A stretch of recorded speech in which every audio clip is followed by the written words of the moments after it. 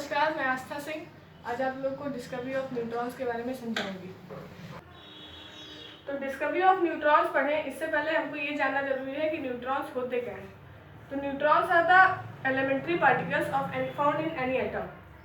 तो सबसे पहले हम न्यूट्रॉन की खोज के बारे में पढ़ने से पहले जानेंगे कि न्यूट्रॉन की खोज किसने की, क्या क्या एक्सपेरिमेंट्स परफॉर्म किए गए न्यूट्रॉन की खोज के लिए, और उसके बाद उनकी खोज के बाद न्यूट्रॉन्स की प्रॉपर्टीज़ क्या क्या हैं।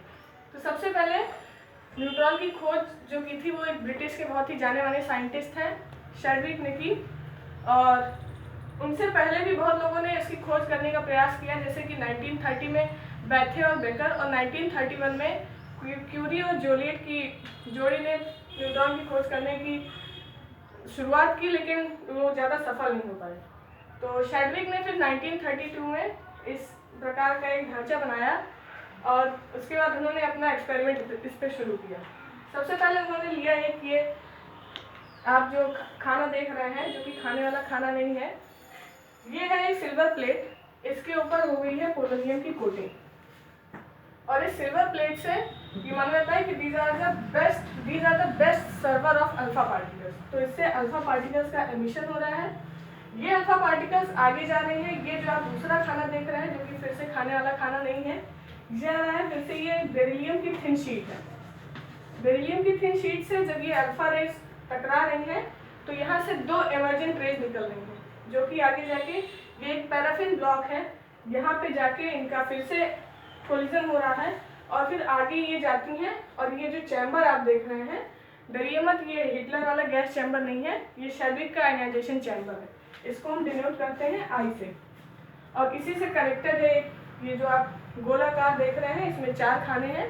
इसको कहते हैं हम क्वाड्रेंट इलेक्ट्रोमीटर, जिसको मैंने Q से डिनोट किया है, और इसका काम होता है कि it detects the charge. Okay, now ये जो सारी प्रक्रिया हुई, इसमें शैडविक ने क्या देखा कि जब यहाँ से अल्फा पार्टिकल्स का एमिशन होता है, वो जाके पैराफिन ब्लॉक में टकराते हैं, तो यहाँ पे जो आयनाइजेशन चैम्बर है, इसमें एक पॉजिटिव चार्ज आ जा रहा है। तो उन्होंने सोचा कि क्या हो सकता है। तो शैडविक ने ये गेस किया कि हो सकता है कि जब बेरिलियम की जो थिन शीट है, यहाँ से जो अल्फा पार्टिकल्स टकरा रहे हैं, वो जब निकलते हैं तो कुछ रेडिएशंस एमिट करते हैं। तो हो सकता है कि वो रेडिएशन जो होते हैं पैराफिन ब्लॉक से नॉकआउट होके आयनाइजेशन चैम्बर में जाते हैं, और वो प्रोटॉन्स बन के निकलते हैं पैराफिन ब्लॉक से। वो प्रोटॉन्स नॉकआउट करते हैं पैराफिन ब्लॉक को और निकलते हैं इस आयनाइजेशन चैम्बर में। इसी वजह से इस पर पॉजिटिव चार्ज आ जाता है। फिर इसमें शैडविक ने सोचा कि ऐसा क्या होता है इस बेरिलियम की थिन शीट में कि यहाँ से प्रोटॉन निकलते हैं, कि यहाँ से जो रेडिएशंस है वो क्या हो सकती हैं। तो उन्होंने 2 चीज़ें गेस की। पहली तो ये कि हो सकता है कि ये गामा रेज हो, गामा रेडिएशंस हो, और दूसरी ये कि हो सकता है कि कोई ऐसे पार्टिकल्स हो जिनके ऊपर कोई चार्ज नहीं है, क्योंकि यहाँ पे हमें किसी भी प्रकार का डिफ्लेक्शन नहीं दिख रहा है, ना ही यहाँ पे कोई मैग्नेटिक फील्ड का डिफ्लेक्शन हो रहा है, ना कोई इलेक्ट्रिक फील्ड का डिफ्लेक्शन हो रहा है। तो ये एक न्यूट्रल पार्टिकल है, कोई न्यूट्रल पार्टिकल्स है जिनके ऊपर कोई चार्ज नहीं है। अब जहाँ 2 चीज़ें आ जाती हैं, वहाँ हमें किसी एक को पास करना है, एक को फेल करना है। तो सबसे पहले हम देखेंगे कि ये अगर गामा रेज है तो कैसे है। तो उन्होंने शैडविक ने देखा कि क्योंकि गामा रेज जो होती है वो कभी भी प्रोटॉन्स को इजेक्ट नहीं कर सकती हैं, क्योंकि गामा रेज जो होती है बहुत ही लाइट होती है, और प्रोटॉन जो होते हैं उनकी एनर्जी बहुत ज़्यादा होती है। यहाँ पे आयनाइजेशन चैम्बर में जब भी जो इलेक्ट्रॉन जा रहे थे, जिसकी वजह से पॉजिटिव चार्ज आ रहा था, उनकी एनर्जी जब शैडविक ने पता करी तो कैलकुलेट करके उन्हें पता लगा कि उसकी एनर्जी होती है 4.7 मेगा इलेक्ट्रॉन वोल्ट, जो कि गामा रेज से कहीं ज़्यादा है। इसलिए उन्हें लगा कि हो सकता है गामा रेज ना हो। और आगे बात यह है कि जो गामा रेज की सबसे पेनिट्रेटिंग रेज होती हैं, the most penetrating rays of gamma rays are also relatively lighter than protons. तो यहाँ पे ये थ्योरी फेल हो गई कि ये गामा रेज है, तो इनका तो काम खत्म। अब बात ये हुई कि ये न्यूट्रल चार्ज है। अब इसको प्रूव करने के लिए उन्होंने क्या कहा, यहाँ पे जो एनर्जी निकल रही है आयनाइजेशन चैम्बर में, जो प्रोटॉन की एनर्जी है, वो पाई गई कि जो न्यूट्रल चार्ज है उनके एक पार्टिकल की एनर्जी इस प्रोटॉन की एनर्जी के बराबर है। तो ये थ्योरी पास हो गई कि ये न्यूट्रल चार्ज है। क्योंकि ये न्यूट्रल आयंस थे तो शैडविक ने इनको नाम दे दिया न्यूट्रॉन्स। अब हमें ये देखना है कि ऐसा क्या होता है यहाँ पे इस बेरिलियम की शीट में।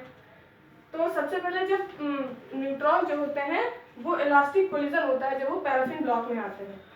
वो हाइड्रोजन की न्यूक्लियाई से यहाँ कोलाइड करते हैं और उसके बाद उनकी सारी जो न्यूट्रॉन्स यहाँ पे स्टॉक हो जाते हैं, उनकी सारी वेलोसिटी और सारी एनर्जी प्रोटॉन्स को ट्रांसफर हो जाती है, जिसका इफेक्ट हमको आयनाइजेशन चैम्बर में देखने को मिलता है। उसका रिएक्शन ये होता है कि beryllium plus helium gives out carbon plus neutron. Beryllium का atomic number 2, atomic mass 4, beryllium का atomic mass 4, atomic number 2, atomic number 9 और इसका एटॉमिक मास 2, एटॉमिक नंबर 4, कार्बन का एटॉमिक मास 6, एटॉमिक नंबर 12 और यहाँ से न्यूट्रॉन पाया गया कि न्यूट्रॉन्स भी होते हैं यहाँ पे। तो ये तो पूरी बात, तो ये था पूरा एक्सपेरिमेंटल सेटअप जो कि शैडविक के द्वारा परफॉर्म किया गया। अब न्यूट्रॉन्स की खोज हो गई तो उनकी प्रॉपर्टीज के बारे में भी बहुत कुछ बताया गया। तो न्यूट्रॉन की प्रॉपर्टीज के बारे में जो बताया गया, इसकी सबसे बड़ी प्रॉपर्टी ये होती है कि neutrons never exist in free state, ये कभी भी फ्रीली नहीं एग्जिस्ट करते हैं और ये जो होते हैं ये रेडियो एक्टिव होते हैं और ये हमेशा डिसइंटीग्रेट करते हैं प्रोटॉन, इलेक्ट्रॉन और एंटी न्यूट्रिनो में। हमेशा न्यूट्रॉन जो होते हैं कभी फ्री स्टेट में नहीं एग्जिस्ट करते, इलेक्ट्रॉन, प्रोटॉन और एंटी न्यूट्रिनो में जब भी कभी बीटा रेज का एमिशन होता है तो इलेक्ट्रॉन, प्रोटॉन और एंटी न्यूट्रिनो में डिसइंटीग्रेट हो जाते हैं। दूसरी इसकी प्रॉपर्टी ये है कि इसका मास जो होता है वो होता है 1.675 इंटू 10⁻⁻27 kg, जो कि 1839 टाइम्स होता है इलेक्ट्रॉन के मास की। अगली बात ये कि अगर एटॉमिक मास यूनिट स्केल पे देखा जाए तो इनका मास होता है 1.00866654 यूनिट, जो कि 939.57 मेगा इलेक्ट्रॉन वोल्ट के बराबर होता है। न्यूट्रॉन के पास कोई चार्ज नहीं होते, जैसा कि हमने अभी यही देखा है। तो क्योंकि इनके पास कोई चार्ज नहीं होते तो ये इतने लाचार, इतने बेचारे हैं कि ये ना किसी की तरफ अट्रैक्ट हो सकते हैं, ना कोई इनकी तरफ अट्रैक्ट हो सकता है। ना ये अट्रैक्शन शो करेंगे, ना ये रिपल्शन शो करेंगे। इसी वजह से इनकी जो आयोनाइजेशन पावर होती है वो भी बहुत लो होती है, क्योंकि इनका इंटरेक्शन नहीं हो सकता है इलेक्ट्रॉन्स के साथ।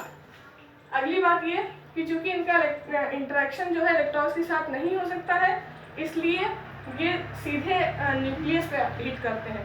मतलब किसी भी एटम के कोर पे न्यूट्रॉन जो होते हैं वो डायरेक्टली हिट करते हैं and this act as a bullet for the transmutation of elements. Okay, next is कि जब भी कभी न्यूट्रॉन जो होते हैं प्रोटॉन इनके ऊपर प्रोटॉन जो होते हैं न्यूट्रॉन को जब भी कैप्चर करते हैं तो एक हाइड्रोजन का फॉर्मेशन होता है। हाइड्रोजन का फॉर्मेशन होता है जो कि बहुत ही ज़्यादा भारी होते हैं, दीज आर वेरी हैवी, और इनसे ही गामा रेज का एमिशन भी होता है। नेक्स्ट इज कि ये बम्बार्डमेंट एक्टिविटी में बहुत ज़्यादा हेल्पफुल होते हैं। Neutrons are very helpful in bombardment activities.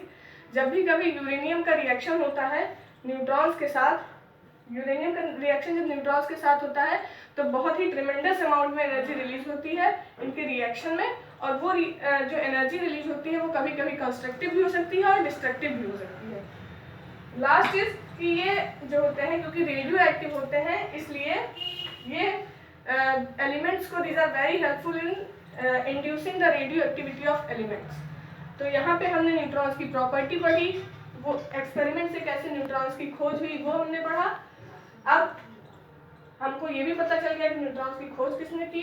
तो thank you very much for watching my video. मैं और भी वीडियोस के साथ और भी टॉपिक एक्सप्लेन करूंगी आपको कुछ ही टाइम में। Till then do whatever you want to do man, but don't trouble your mother man. Thank you very much.